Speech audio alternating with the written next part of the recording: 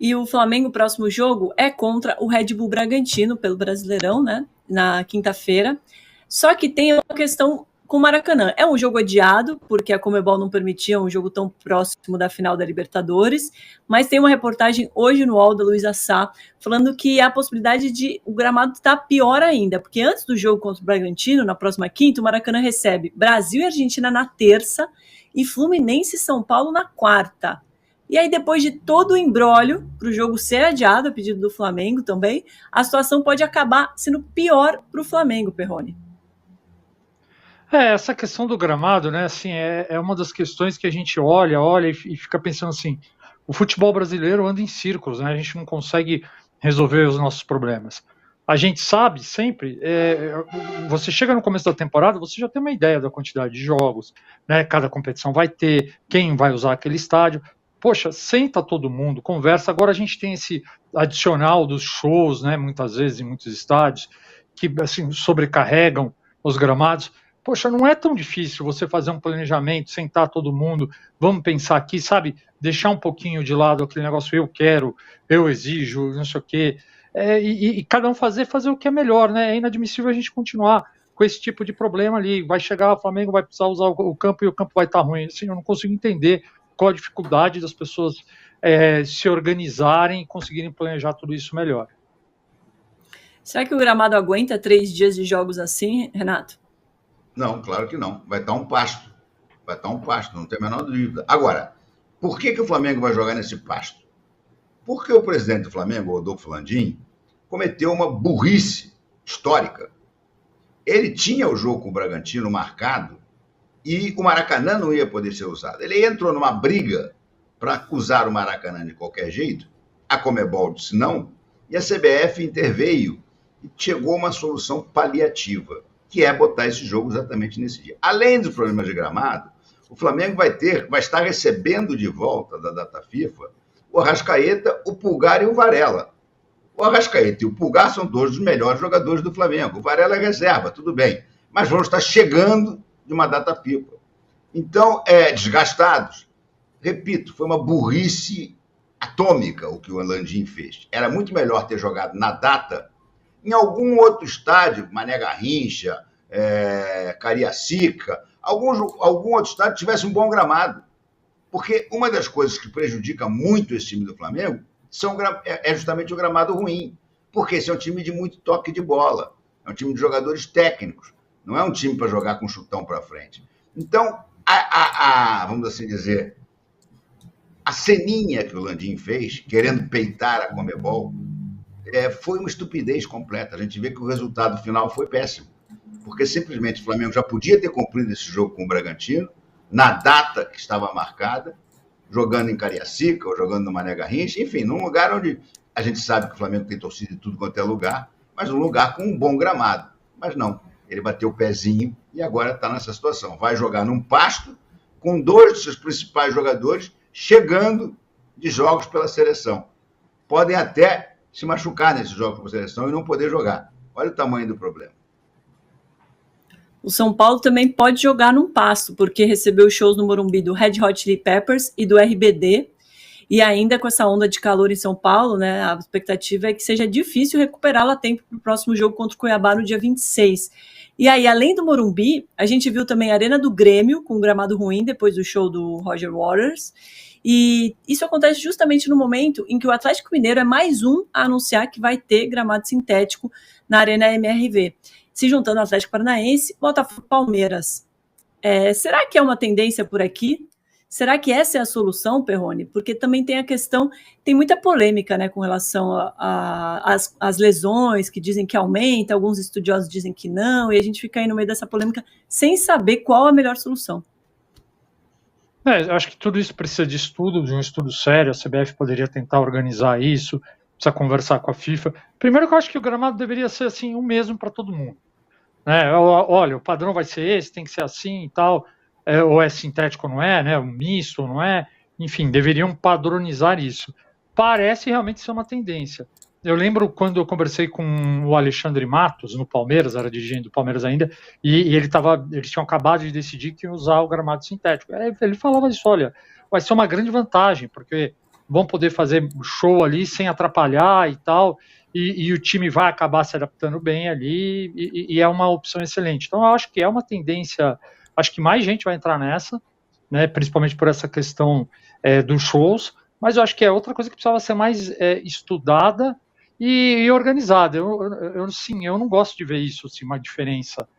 O fulano tem um gramado assim, o outro eu vou jogar assado. Acho que deveria ser tudo igual, né? Ficaria mais legal para os campeonatos. O que você acha, Renato? Tudo sintético ou tudo grama? Ou tudo pasto? Não, acho que isso aí é uma utopia. Eu entendo que o raciocínio do Perrone faz sentido, mas é uma utopia. Nós não vamos ter jamais todos iguais. Para jogar num gramado horroroso, eu prefiro jogar no Allianz Parque ou no tapetinho do Botafogo, que são gramados excelentes, excelentes. Essa história de que o gramado sintético causa mais contusões, eu queria ver estudos para provar isso. Porque até agora isso aí é o seguinte, alguém falou e todo mundo repete. Entendeu? O cara lá da FIFA falou, o cara da Holanda, que agora, a partir de não sei lá quando, não vai poder ter mais gramado sintético, tá? Para mim tudo é achismo. Eu vejo muito jogador se machucando em buraco de gramado natural. O Bruno Henrique ficou quase um ano fora porque pisou num buraco na grande área do time adversário, no Maracanã, e estoporou o joelho. Aí eu pergunto, o tapetinho não tem buraco. Como é que o tapetinho vai causar menos problema vai causar mais problema do que o gramado natural? Que na maioria dos casos é uma buraqueira só. Eu, sinceramente, acho que eu sou favorável ao gramado artificial. Aí, é claro, aí vem a história da FIFA, a Copa do Mundo não tem gramado artificial, a Premier League. É o seguinte, tudo bem, mas eles conseguem ter os gramados espetaculares. Eles têm cuidado com o gramado, não fazem excesso de jogos. O Real Madrid, por exemplo, não tem problema nenhum ter show lá, porque o estádio dele, o gramado simplesmente sai de campo. E aí, o gramado sai, fica só um piso que pode fazer qualquer coisa, e depois o gramado volta. Não sei se vocês já viram o vídeo dessa história do Real Madrid. E eu acho que não é nem o único estádio do mundo que faz isso. Agora, para ter gramado esburacado, eu prefiro o artificial. Sinceramente, prefiro o artificial. O medo é que o gramado sair e não voltar nunca mais, né, Renato? Mas no Real Madrid ele é tão bem pago que ele volta rapidinho. Mas aqui no Brasil é capaz de acontecer isso, né? Sumiram com a grama, desvio da grama. Isso é verdade. Periga roubarem o gramado artificial. O gramado normal, quando ele sair, né? Fui ali na esquina, não foi sequestrado o gramado do estádio. Tô perdendo o jogo, aperto o botão. Desculpa, Domi. Imagina. Eu ia dizer assim, tô perdendo o jogo, eu aperto o botão e sumo com o gramado. Vai ter que marcar outra partida. O Davinho falou aqui, quem já jogou bola sabe que todo mundo se machuca em qualquer lugar, melhor que jogar nesses pântanos. Tá concordando com o Renato. Eu já joguei uma vez no gramado do Allianz, errei o pênalti, aí queria fingir uma contusão por causa do gramado sintético, não consegui. Fiquei aí com essa moral baixa aí na carreira. Agora, já dá para perceber que você não é das mais habilidosas, né? Porque num gramado perfeito, você bateu o pênalti e perdeu. Então... mas é difícil bater pênalti, tá louco, eu dei meu melhor. E, enfim, acontece. Mas tá aí no meu currículo, perdi um pênalti no Allianz. Gente, no dia 25 de novembro tem a eleição do novo presidente do Corinthians. Temos o André Luiz Oliveira, o André Negão, correndo pela situação, e o Augusto Melo, da oposição. E aí ontem, o principal organizado do Corinthians, né, Gaviões da Fiel, veio declarar apoio ao Augusto Melo, alegando insatisfação com a chapa Renovação e Transparência, que é a da situação. Essa disputa, Perrone, está bem acirrada. Queria saber o que muda com a posição da Gaviões nesse momento. Olha, eu acho que a gente vai ter que analisar, pode mudar em termos de pressão ali dentro, de protestos, né? Eu acho que esse é o caminho. Na prática, ali no cenário eleitoral, ela não muda muito porque os eleitores são sócios. A Gaviões tem vários sócios, tem cara lá dentro. E a Gaviões também tem sócios que são candidatos ao conselho. Existe um grupo, uma chapa, que tem torcedores que frequentam a arquibancada, desde torcedores organizados a torcedores que não pertencem a organizados, e lá dentro tem gente na Gaviões. Então, assim, em termos de votação, não vai mudar muito, porque a Gaviões continua tendo o peso que ela tinha, lá dentro ela já tinha um compromisso com essa chapa de torcedores que já era uma chapa de situação, então, de situação não, desculpa, que já era uma chapa que apoia a oposição. Então, assim, nesse cenário de voto, em quantidade de voto, não vai influenciar muito. Eu acho que pode influenciar, assim, vamos ver como vai ser o engajamento da Gaviões para protestar, enfim. E agora tem aquela coisa também, né, gente, quando uma instituição se posiciona, olha, apoiamos, tal, a gente sabe, o cara não pode obrigar todo mundo que está ali a apoiar, né? Então, com certeza tem gente que ali no meio que não deve, que deve apoiar a situação.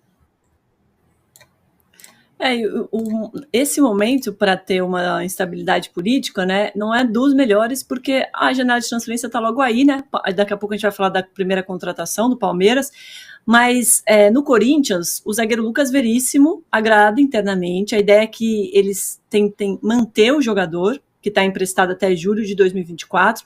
O problema é que ele deve retornar à Europa, como informa hoje Lucas Mussetti aqui no UOL. O acordo com o Benfica não tem valor fixado de compra, então o Corinthians teria que negociar. E ainda tem essa eleição pela frente e tem o custo, que é mais ou menos 52 milhões de reais. Valeria esse esforço, Renato, para manter o Veríssimo no clube? Domitila, depende do caixa que o Corinthians tem, né? Porque o Corinthians tem um dos elencos mais caros do Campeonato Brasileiro, se não me engano é o terceiro, e resultados pífios. O Corinthians esse ano não ganhou nada e a única coisa que ele está fazendo é brigar contra o rebaixamento. Convenhamos que é lamentável, né? É feito o Flamengo, que também tem o mais caro de todos e não ganhou nada também. Está brigando por uma vaga na Libertadores, e olhe lá.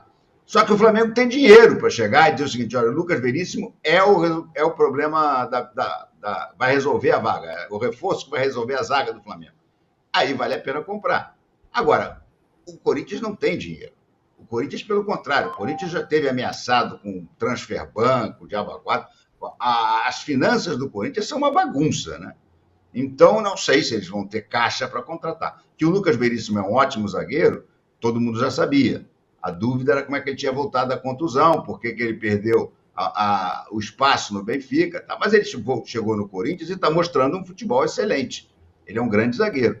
Agora, a questão é olhar para o caixa do Corinthians e ver se dá para contratar ou se vai ser mais uma daquelas loucuras que no futuro o Corinthians não vai pagar, pode sofrer transfer ban, o dinheiro que vai adiantar, de repente, já vai fazer falta no salário. O Corinthians é uma zona, né? Esses dois candidatos que estão por aí, meu Deus do céu, eu não vejo futuro brilhante para o Corinthians, não. Eu acho até mais preocupante. Perrone, você está preocupado também com essa situação e você acha que o Corinthians tem caixa para segurar ele? Não, é uma grana, assim, o Renato falou, né? Eu acho que é um excelente jogador, mas o Corinthians não tem, né? O Duílio deu entrevista, toda hora, dizendo, o meu campeonato é pagar dívida, tal, você está pagando dívida, todo mundo sabe que a dívida do Corinthians é muito grande. Não tem, 50 milhões é muita grana, não tem. Então, assim, numa situação normal, você tem que olhar para o teu caixa, ver se você tem grana, e olhar para o mercado e ver se você consegue trazer alguém do mesmo nível que ele por menos, né? E você não enxerga. Quer dizer, você olha e se der, beleza. Você fala, olha, eu tenho outro cara que é mais barato e joga do mesmo jeito. Se não, aí você vai lá e paga. Só que o Corinthians, para mim, não está nessa situação. Os dois candidatos sabem disso. O caminho do Corinthians ele precisa enxugar mais os seus gastos. O Renato falou da folha salarial, o Duílio disse na entrevista que ele fez, se não me engano, foi na semana passada, que a folha é de 22 milhões de reais mensais, com imposto já. É muita grana para você brigar para não cair. Assim, o Duílio fala como se não fosse. É muito dinheiro para o clube estar na situação que está. Então, acho que antes do Corinthians pensar em gastar 50 milhões aqui e ali, ele precisa se organizar. Se ele não se organizar, não enxugar mais os gastos, o Duílio anuncia ali uma redução de dívida, mas essa redução precisa ser maior. Se o Corinthians não fizer isso, não adianta, vai ficar patinando, pode beliscar um título aqui ou outro, mas ele precisa se estruturar. Concordo com o Renato, pelo que eu vi da campanha dos dois candidatos, até agora não tem nenhum assim que eu fale, isso aí é animador e tal. Não tem, vamos ver, quem ganhar a gente vai ver o que vai fazer. Emanuel Marques diz aqui, tá muito baixo o número de likes. Baixíssimo. Você já deu seu like? Também tem que se inscrever no canal do Esportes. A gente está chegando a 1 milhão de inscritos. A gente ainda não pensou, né, Renato, o que a gente vai fazer quando chegarmos a 1 milhão? Eu sugeri o Pandeirinho, mas você não quis, né? Não te contaram, não? Ih, tem uma programação grande aí, já me avisaram até que eu tô nela. Para comemorar 1 milhão de likes. Você não está por dentro das coisas. Apura, Domitila, apura. Caraca, tá rolando isso. Perdi o vestiário.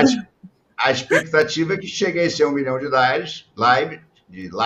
Não, que likes, Renato? Você tá ficando mal. De inscrições. 1 milhão de inscritos amanhã. A expectativa é essa. E tem toda uma programação preparada para fazer essa comemoração. Olá, gente. Se eu não for, tá explicado, né? Tô sem moral aqui com a equipe. Tamo junto, Agora Domi. parem as máquinas. Você também não tá sabendo, Perrone? Só vai ser o Renato na festa, é só ele. Não, sou só eu, não. Tem muita gente. Qual?